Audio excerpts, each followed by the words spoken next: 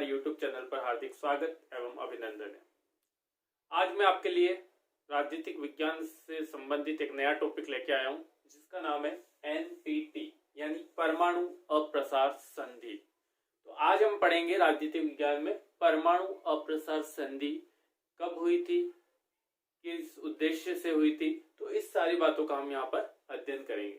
तो परमाणु अप्रसार संधि भी द्वितीय विश्व युद्ध के बाद निशस्त्रीकरण को लागू करने के प्रयासों में एक संधि थी जिनको एनपीटी परमाणु अप्रसार संधि भी कहा जाता है। द्वितीय विश्व युद्ध के बाद निशस्त्रीकरण के प्रयास स्वरूप एनपीटी भी लागू किया गया था, यानी यह भी निशस्त्रीकरण के प्रयासों में एक संधि थी जिसे लागू किया गया था और कहते हैं परमाणु अप्रसार संधि। तो द्वितीय विश्व युद्ध के बाद निशस्त्रीकरण के जो प्रयास हुए थे उसमें एनपीटी को भी लागू किया गया था। अगर देखें तो एनपीटी का पूरा नाम है treaty on the non proliferation of nuclear weapons. अगर इसका पूरा नाम देखें तो treaty on the non treaty on the non proliferation of nuclear weapons, यानी हिंदी में बोले तो परमाणु अप्रसार संधि, और अगर इंग्लिश में इसका पूरा नाम देखें तो treaty on the non proliferation of nuclear weapons इसका पूरा नाम है। अगर इस संधि को देखें तो परमाणु अप्रसार संधि एक बहुउद्देशीय संधि है, यानी कि इसमें बहुत सारे उद्देश्य रखे गए थे, एक से ज्यादा उद्देश्य रखे गए थे, इसलिए इसे बहुउद्देशीय संधि का नाम भी दिया जाता है। तो परमाणु अप्रसार संधि एक बहुउद्देशीय संधि है क्योंकि इसमें बहुत सारे उद्देश्य तय किए गए थे। परमाणु अप्रसार संधि पर 1968 में हस्ताक्षर हुए थे, यानी जो देश परमाणु अप्रसार संधि पर हस्ताक्षर किए थे वो 1968 में किए थे तथा 1970 में ये प्रभावी रूप से लागू हुई थी, यानी सभी देशों पर प्रभावी रूप से लागू कब से हुई थी, 1970 से ये प्रभावी हुई थी, यानी प्रभावी रूप से लागू 1970 में हुई थी और हस्ताक्षर हुए थे 1968 में। वर्तमान में 190 देश इसके सदस्य हैं। परमाणु अप्रसार संधि के वर्तमान में 190 देश इसके सदस्य हैं। तो परमाणु अप्रसार संधि की अगर मोटी मोटी बातें देखें तो द्वितीय विश्व युद्ध के बाद जो निशस्त्रीकरण के प्रयास हुए थे उनमें एनपीटी संधि भी एक रूप से लागू की गई थी। एनपीटी का पूरा नाम अगर हिंदी में देखें तो परमाणु अप्रसार संधि है, अगर इंग्लिश में देखें तो treaty on the non proliferation of nuclear weapons, यानी परमाणु हथियारों से संबंधित ये संधि थी। परमाणु अप्रसार संधि एक बहुउद्देशीय संधि यानी एक से ज्यादा उद्देश्यों के लिए लागू की गई थी और इस पर जो देशों ने 1968 में हस्ताक्षर किए थे और इसको प्रभावी रूप से लागू किया गया था 1970 में। वर्तमान में इसके सदस्य 190 देश इसके सदस्य हैं। अगर आप इसका स्क्रीनशॉट लेना चाहे तो ले सकते हैं। इसके बाद हम आगे बढ़ते हैं।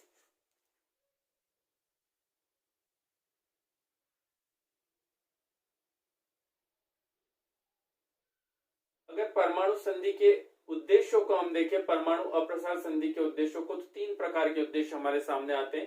पहला, परमाणु क्षमता का शांतिपूर्ण प्रयोग, यानी परमाणु क्षमता का शांतिपूर्ण प्रयोग से मतलब है या अर्थ है इसका कि परमाणु जो उपयोग है, परमाणु का उपयोग है वो शांतिपूर्ण तरीकों के लिए किया जाए, हथियारों के लिए नहीं की जाए, यानी परमाणु का इस्तेमाल बम बनाने के लिए या हथियार बनाने के लिए नहीं की जाए, जबकि विश्व शांति के लिए अगर उपयोग होता है तो इसका किया जाए। दूसरा है परमाणु अप्रसार को बढ़ावा देना, यानी परमाणु जो प्रसार हो रहा है, परमाणु हथियारों का जो दिनों दिन बढ़ोतरी हो रही है उसको हमको कम करना है, तो परमाणु अप्रसार को बढ़ावा देना, यानी परमाणु जो हथियार बनते हैं उसके विस्तार को रोकना इसका महत्वपूर्ण दूसरा उद्देश्य है। तो परमाणु अप्रसार को बढ़ावा देना, यानी अप्रसार का मतलब परमाणु ऊर्जा या परमाणु हथियारों का जो इस्तेमाल हो रहा है उनको रोकना है। और तीसरा है समूचे विश्व में परमाणु हथियारों की समाप्ति, यानी पूरे विश्व में जो परमाणु हथियार है उनको समाप्त करना। ये तीन मुख्य प्रकार से इसके उद्देश्य है। इसके बाद हम पढ़ते हैं इस संधि के मूल प्रावधान क्या है, परमाणु अप्रसार संधि के मूल प्रावधान क्या है। तो ये तीन उद्देश्य है, परमाणु क्षमता का शांतिपूर्ण प्रयोग, परमाणु अप्रसार को बढ़ावा देना और समूचे विश्व में परमाणु हथियारों की समाप्ति। ये इसके तीन मुख्य उद्देश्य हैं। अब हम पढ़ेंगे इसके मूल प्रावधान, यानी संधि में क्या प्रावधान किए गए थे।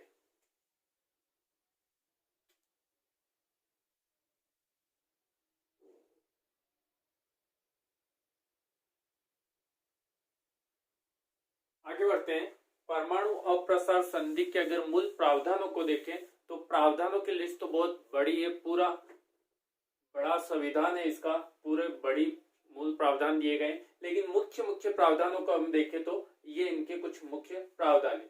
अगर मूल प्रावधानों की बात करें तो परमाणु राज्य परमाणु अस्त्र विहीन राष्ट्रों को परमाणु बम के निर्माण के रहस्य की जानकारी नहीं देंगे। अगर पहली बात करें तो जिनके पास परमाणु राज्य है यानी परमाणु ऑलरेडी हथियार है उनके पास, वो राष्ट्र जिनके पास परमाणु हथियार नहीं है उन राष्ट्रों को परमाणु बम बनाने का जो निर्माण का तरीका है या निर्माण का रहस्य है उसकी जानकारी नहीं देंगे। यानी वो राष्ट्र जिनके पास परमाणु बम है और परमाणु बम वो विकसित कर चुके हैं, वो राष्ट्र जिन राष्ट्रों के पास परमाणु बम नहीं है उन राष्ट्रों को परमाणु बम के निर्माण के रहस्य की जानकारी को नहीं बताएंगे, साझा नहीं करेंगे। परमाणु वाले राज्य कौन से होंगे? जो इस संधि के लागू होने से पहले परमाणु बमों का जो आविष्कार कर चुके हैं वे राज्य परमाणु बम वाले राज्य कहलाएंगे या परमाणु राज्य कहलाएंगे, और जिनके पास अभी तक परमाणु अस्त्र नहीं है वे उन राष्ट्रों को परमाणु बम बनाने के निर्माण के रहस्य के बारे में नहीं बताएंगे। अगर दूसरी बात करें तो परमाणु राज्य परमाणु अस्त्र विहीन राज्यों को परमाणु अस्त्र प्राप्त करने में सहायता नहीं करेंगे। दूसरा पॉइंट देखें तो जिनके पास परमाणु ऑलरेडी है वे राष्ट्र परमाणु अस्त्र विहीन यानी जिनके पास नहीं है उन राष्ट्रों को परमाणु अस्त्र प्राप्त करने में किसी भी प्रकार की सहायता नहीं करेंगे। ये दूसरा मूल प्रावधान है इसका कि जिनके पास परमाणु हथियार ऑलरेडी है वे राष्ट्र जिनके पास परमाणु हथियार नहीं है उन राष्ट्रों को परमाणु हथियार प्राप्त करने में भी किसी भी प्रकार की सहायता नहीं करेंगे और न ही परमाणु बम बनाने का जो तरीका है या रहस्य उसके बारे में जानकारी देंगे और न ही उनकी परमाणु बम प्राप्त करने में सहायता करेंगे। अगर तीसरा देखें तो परमाणु अस्त्र विहीन राष्ट्र परमाणु बम बनाने का अधिकार त्याग देंगे। यानी परमाणु जिनके पास नहीं है, परमाणु अस्त्र विहीन राष्ट्र यानी परमाणु हथियार जिनके पास नहीं है वे राष्ट्र परमाणु बम बनाने का हथियार है अधिकार है वो छोड़ देंगे। यानी परमाणु बम वे नहीं बना पाएंगे, इस संधि के कारण वे परमाणु बम नहीं बना पाएंगे। यानी जिनके पास नहीं है वे नहीं बना पाएंगे। परमाणु अस्त्रों के परीक्षण और विस्फोटों पर रोक लगाने के लिए एक अंतरराष्ट्रीय व्यवस्था स्थापित की जानी चाहिए। यानी जो राष्ट्र परमाणु अस्त्रों का परीक्षण करता है और विस्फोट का परीक्षण करता है उन राष्ट्रों पर रोक लगाने के लिए, यानी कि जो नहीं मान रहा है और उसके बाद भी परमाणु परीक्षण और विस्फोट कर रहा है तो उन राष्ट्रों पर रोक लगाने के लिए अंतरराष्ट्रीय स्तर पर एक संस्था का निर्माण किया जाना चाहिए और वह इन राष्ट्रों पर रोक लगाए और इन राष्ट्रों पर नियंत्रण रखे और इन राष्ट्रों की देखरेख करें कि ये परमाणु परीक्षण चोरी छुपे या कर रहे हैं तो या नहीं कर रहे हैं। ऐसे देश जिनमें परमाणु अस्त्र निर्माण की तकनीकी क्षमता है वे परमाणु शक्ति का विकास असैनिक कार्य के लिए करेंगे। यानी जिनके पास ऑलरेडी परमाणु बम पहले बन चुके हैं, उनके पास ऑलरेडी परमाणु उपलब्ध है, तो वे देश अब परमाणु का उपयोग हथियारों के लिए नहीं करेंगे, वे देश असैनिक कार्यों के लिए यानी सैनिक कार्य यानी कि हथियार बनाने के लिए नहीं करेंगे, किसी भी प्रकार का गोला बारूद बनाने के लिए नहीं करेंगे, किसी भी प्रकार की मिसाइल बनाने के लिए नहीं करेंगे, वे असैनिक कार्यों में परमाणु का उपयोग कर सकते हैं। असैनिक कार्य कैसे हो गए?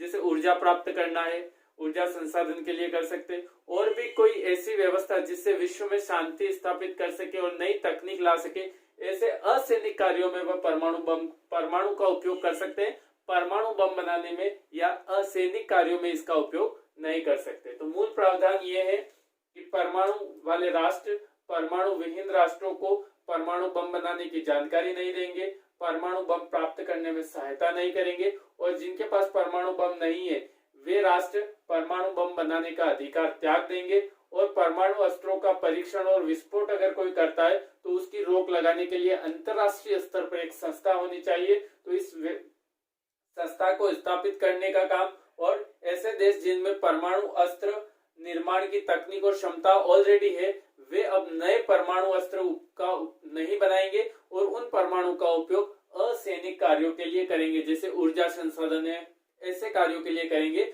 जो कि विश्व में शांति स्थापित करने के लिए की जा सके। तो ऐसे कार्यों में वो परमाणु का उपयोग करेंगे, सैनिक कार्यों में नहीं करेंगे। तो ये इसके कुछ मूल प्रावधान है। आप इसका स्क्रीनशॉट लेना चाहे तो ले सकते हैं। इसके बाद हम आगे बढ़ते हैं। तो परमाणु राष्ट्र वो राष्ट्र हैं जो इस संधि के यानी 1968 से पहले की जो परमाणु बम बना चुके हैं वे सारे राष्ट्र परमाणु राष्ट्र के अंतर्गत आएंगे, और परमाणु राष्ट्र विहीन में आएंगे 1968 से पहले भी नहीं बना पाए थे और उसके बाद भी उनके पास परमाणु हथियार नहीं है, वे राष्ट्र परमाणु अस्त्र विहीन राष्ट्रों में आएंगे। तो 1968 के बाद किसी भी प्रकार के परीक्षण और विस्फोट पर रोक लगा दी गई थी इस परमाणु अप्रसार संधि के द्वारा, और अंतरराष्ट्रीय स्तर पर अगर कोई ऐसे कार्य करता है तो उसकी निगरानी के लिए एक अंतरराष्ट्रीय स्तर पर एक योजना या आयोग बनाया जाए जो कि इस पर नियंत्रण रख सके। तो ये कुछ मूल प्रावधान थे।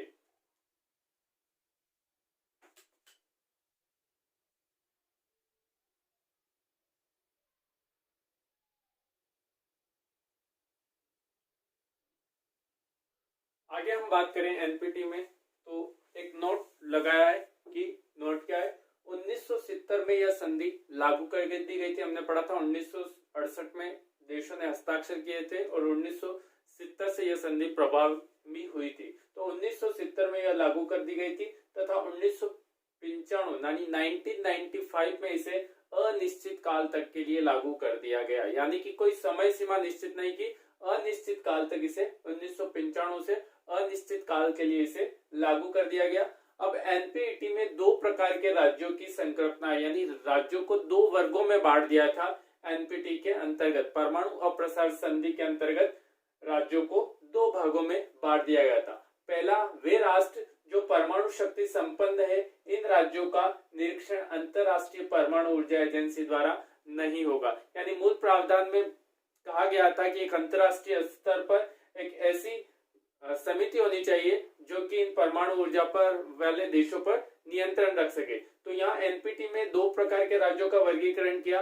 उसमें पहले राज्य वे थे जिनके पास परमाणु शक्ति ऑलरेडी थी, उन राज्यों का निरीक्षण परमाणु ऊर्जा एजेंसी द्वारा नहीं होगा। यानी अंतरराष्ट्रीय स्तर पर जो परमाणु ऊर्जा एजेंसी बनाई गई थी उनका निरीक्षण नहीं करेगी। जिनके पास ऑलरेडी परमाणु ऊर्जा हथियार है तो उनका निरीक्षण नहीं करेगी।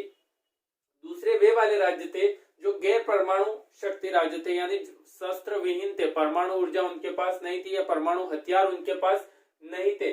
उन राज्यों पर अंतरराष्ट्रीय परमाणु ऊर्जा एजेंसी जांच करेगी, यानी वे नए परमाणु अस्त्र नहीं बनाए, इन पर जांच करेगी और इन पर नहीं करेगी। तो ये एक पक्षपातपूर्ण व्यवस्था थी कि परमाणु शक्ति संपन्न जो देश है उन पर अंतरराष्ट्रीय एजेंसी जो बनाई गई थी वो जांच नहीं करेगी या निगरानी नहीं रखेगी, और जिनके पास परमाणु अस्त्र नहीं थे उन राष्ट्रों को ये जांच एजेंसी उन पर निगरानी करेगी, उन पर नियंत्रण करेगी। तो ये संधि एक तरह से भेदभावकारी संधि थी, क्योंकि इसमें दो प्रकार के राज्य जिनके पास ऑलरेडी परमाणु थे उन पर नियंत्रण करना था, लेकिन यह एजेंसी उन पर नियंत्रण नहीं कर रही है, और जिनके पास परमाणु हथियार नहीं है उन पर देख रेख कर रही है, यानी उन पर नियंत्रण कर रही है। तो यह संधि एक प्रकार से भेदभावकारी संधि थी जिसमें परमाणु संपन्न शक्ति संपन्न देशों को क्या दिया गया था, संरक्षण दिया गया था। यानी परमाणु शक्ति संपन्न देशों को सबसे ज्यादा महत्व दिया गया था, क्योंकि उनके पास परमाणु शस्त्र होते हुए भी एक अंतरराष्ट्रीय संस्था उस पर नियंत्रण नहीं रख रही थी, जबकि ऐसे देश जिनके पास परमाणु हथियार थे ही नहीं उन पर ये एजेंसी नियंत्रण कर रही थी। तो ये संधि एक तरह से भेदभावकारी संधि है जिसमें परमाणु शक्ति संपन्न देशों को क्या दिया गया था, संरक्षण दिया गया था, यानी महत्व उनको दिया गया था। भारत ने इस परमाणु अप्रसार संधि पर हस्ताक्षर नहीं किए थे क्योंकि यह एक भेदभावकारी संधि थी, और भारत ने इसलिए इस पर हस्ताक्षर नहीं किए क्योंकि यूएनओ का जो निशस्त्रीकरण का प्रावधान था उसमें साफ लिखा गया है कि शस्त्रों का पूरी तरह से हटाया जाए, जबकि यहाँ पर परमाणु शक्ति संपन्न राज्यों पर यह एजेंसी नियंत्रण नहीं रख रही थी। इस कारण से भारत ने इसे भेदभावकारी संधि बताते हुए इस परमाणु अप्रसार संधि पर हस्ताक्षर नहीं किए थे, और इसके बाद भारत ने एक परमाणु परीक्षण करके पूरे विश्व को चौंका दिया था। इस तरह से गोपनीय रूप से वो परीक्षण किया गया था, जो कि इस परमाणु परीक्षण जो अंतरराष्ट्रीय संस्था है उससे भी इस परीक्षण का पता नहीं चला। तो इस तरह से भारत ने इस संधि पर हस्ताक्षर नहीं किए थे। इसके आगे हम पढ़ते हैं। इससे पहले अगर आप इसका स्क्रीनशॉट लेना चाहे तो ले सकते हो।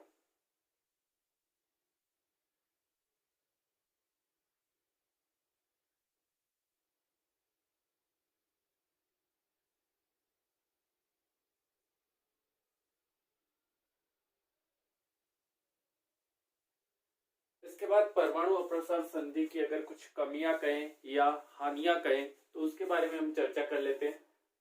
भूमिगत न्यूक्लियर परीक्षणों पर इस संधि के अंतर्गत कोई रोक नहीं थी, यानी भूमि के अंदर, पृथ्वी के अंदर कोई न्यूक्लियर परीक्षण या परमाणु बम या हथियारों का परीक्षण किया जाए, परमाणु हथियारों का भूमि के अंदर, तो भूमिगत परीक्षणों पर न्यूक्लियर हथियारों का कोई परीक्षण के लिए कोई भी रोक इस संधि के अंदर नहीं लगाई गई थी। यानी पृथ्वी के अंदर अगर कोई परमाणु परीक्षण करना चाहे हथियारों का, तो इस संधि के अंतर्गत उस पर किसी भी प्रकार की रोक नहीं थी। अगर दूसरी देखें तो परमाणु राज्यों को नए न्यूक्लियर अस्त्रों के निर्माण पर कोई रोक नहीं लगती, यानी जिनके पास ऑलरेडी परमाणु हथियार हैं उन राज्यों पर नए आविष्कार करने के लिए किसी भी प्रकार की रोक इस संधि के अंतर्गत नहीं थी। यानी परमाणु राज्यों द्वारा नए न्यूक्लियर अस्त्रों के निर्माण पर किसी भी प्रकार की कोई रोक नहीं थी, क्योंकि अंतरराष्ट्रीय संस्था जो बनाई गई थी वो जिनके पास ऑलरेडी परमाणु हथियार थे उन पर नियंत्रण नहीं रख रही थी, जिनके पास परमाणु हथियार नहीं थे उन पर नियंत्रण रख रही थी। इसलिए ये नए हथियार बनाने के लिए पूर्ण रूप से स्वतंत्र थे। इस संधि के अंतर्गत उन पर कोई रोक नहीं थी नए हथियारों को बनाने के लिए। जिनके पास ऑलरेडी परमाणु हथियार थे उन राष्ट्रों के नए हथियार बनाने पर कोई रोक नहीं थी।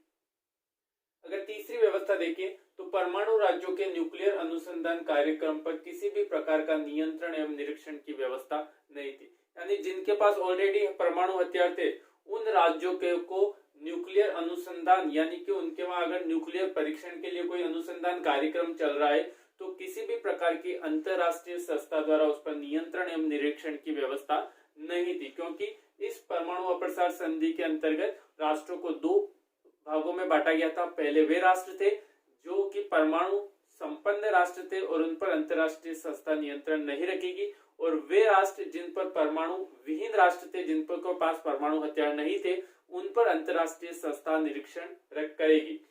तो परमाणु राज्यों के जो न्यूक्लियर अनुसंधान थे, यानी बम जहां पर तैयार किए जाते थे वे अनुसंधान केंद्र थे, उन पर नियंत्रण एवं निरीक्षण करने के लिए किसी भी प्रकार के अंतरराष्ट्रीय समिति की कोई व्यवस्था नहीं थी।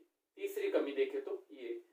चौथी कमी देखें तो कोई परमाणु राज्य एक शक्तिहीन राज्य पर आक्रमण करे तो किसी भी बाध्यकारी प्रतिक्रिया की व्यवस्था यह संधि नहीं करती है।